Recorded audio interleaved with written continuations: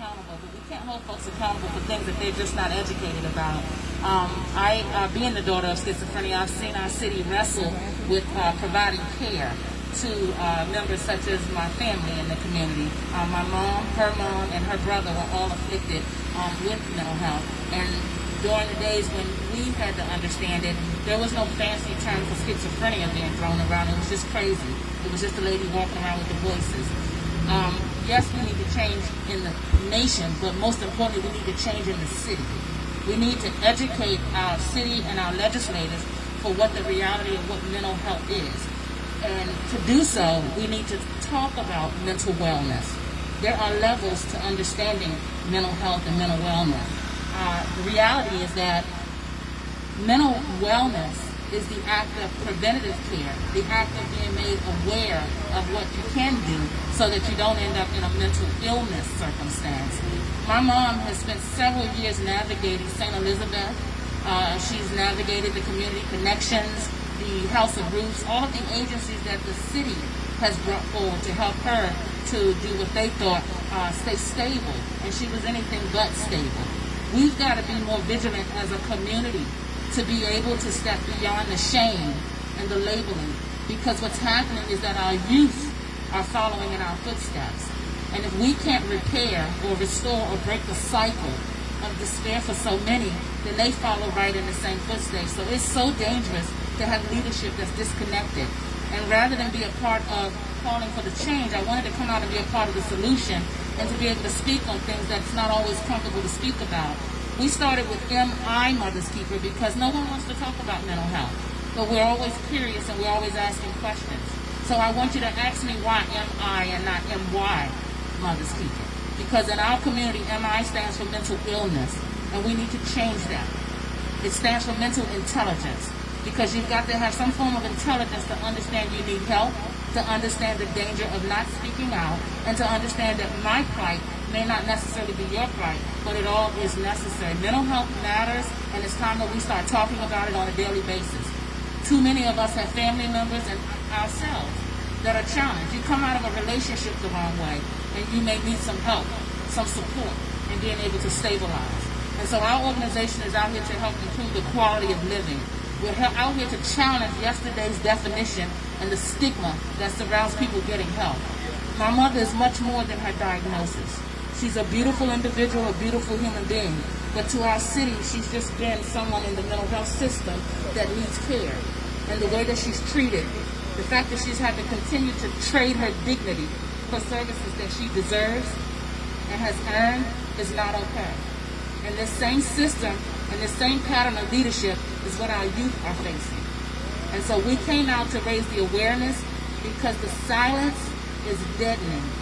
The silence is killing our babies. And if you think that there's not a connection to the guns going off and the mental health challenges in our city, then I'm going to invite you to come back to the table and re-educate yourself to what you believe mental health to be. When folks are challenged to find work, housing, when they're sleeping in hallways with their babies, when they're overdosing on drugs because they're self-medicating, people are hurting. And the easy thing to do is to sit back and to point fingers. For too many years, my mother walked these streets being exposed to rape, sexual abuse, in places where should have been taking care of her, and everything in between. Smoking for 50 years, we just caught a level 1 cancer removed from her lymphoma. This is the pattern of care that's offered to our citizens in the community, and it needs to change. And many folks are disconnected with this voting process. I thank Mr. Fred Hill for picking up the charge. I've watched his videos. He's come to our platform to speak. He's very dedicated in his messaging. He's got to have support. We are taught in our community to be quiet. Everything's a secret. We don't talk about the things that are plaguing us. But those very secrets are killing us, and we're passing it on to our babies. So I challenge you, and my Mother's Keeper challenges you to leave this rally understanding the support that Mr. Hill needs, understanding that we all need to be our mother and our brother's keepers, because this city will not change until we step up and demand change. Folks are comfortable in their seats. They're comfortable with being popular. The truth of the matter is my mom and my family, we didn't know anybody. So it didn't help us to be in a clique if we weren't going to get the help that we needed. And it should not be about that. So I want to talk to you about a couple of things. My father lost his dear plight with his addiction, him being a military man, him being my hero. And I can't help to believe that his life would not have been different had our city had a different approach in mental health exposure. We've got to stop being so quiet in our community because these things are not going to change without us. I also want to touch on the fact that Mr. Tillman mentioned that 1 in 5 Americans suffer with some form of mental ailment. We have such a hard time with hearing the words mental health. But if someone were to talk to you about your physical health, you have no problem with that. We've got to start talking daily about the things that are affecting our community, and we've got to get comfortable with the uncomfortable if we expect things to change. Kanye West is someone in the headlines recently. He talked about his bipolar disorder as being a sprained brain, and he likened that to having a sprained ankle. Had he sprained his ankle standing up there talking about his politics, he would not have gotten as much reverence as he did with having a sprained brain. It is time for us to breathe power into words and to be able to understand that people are hurting. Labels hurt, and labels are keeping people from getting help. I challenge you all to be your mothers and your brothers' keepers from now on. Speak up, get involved, stop assuming that our government has the answers. Mental health is not about politics, it's not about race. It transcends all. And until we as a people step up and demand better, we won't get better.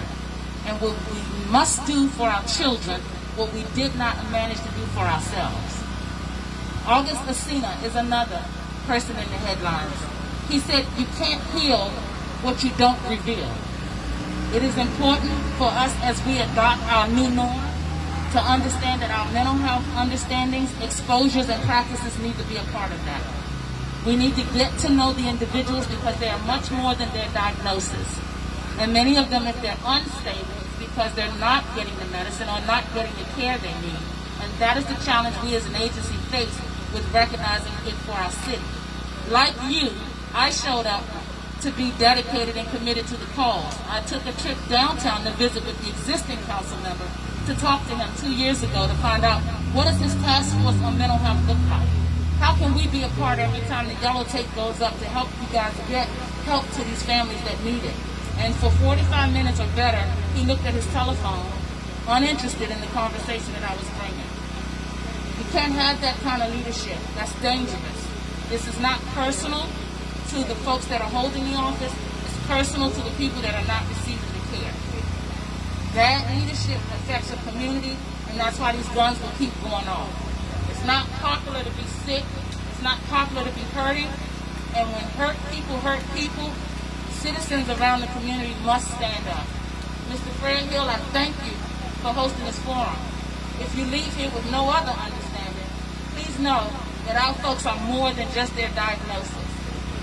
I want to read something to you that I came across that is so meaningful to me, and I hope that you will keep it with you. Behind my smile is a breaking heart. Behind my laugh, I'm falling apart.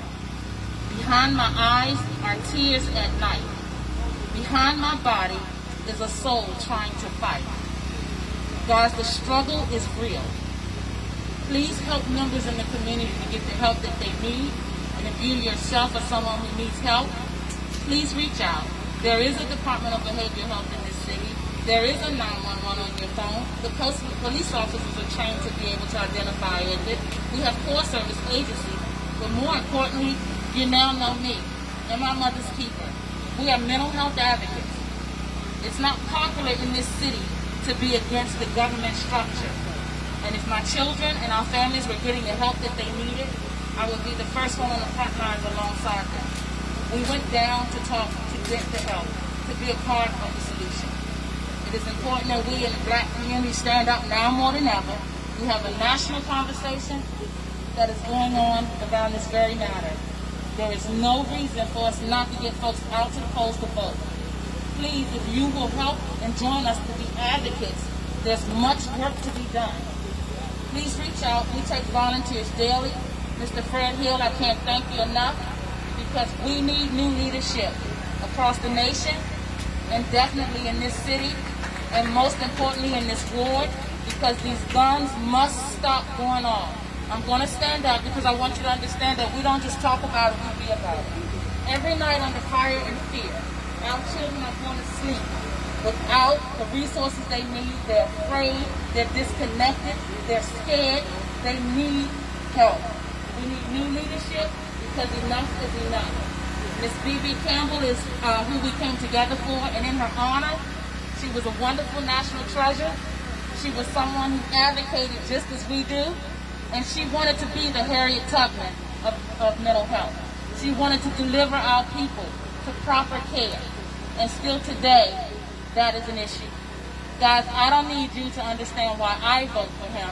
I just need you to know why you do, and to make sure that you can pass that along to someone in this city, someone living next door to you, and someone in your own family. They are much more than their diagnosis, and without proper leadership and proper resources, we are not helping them to live a quality life. I thank you for hearing our message. I'm Rhonda. God bless you, beautiful people. Thank you. Thank you, Rhonda.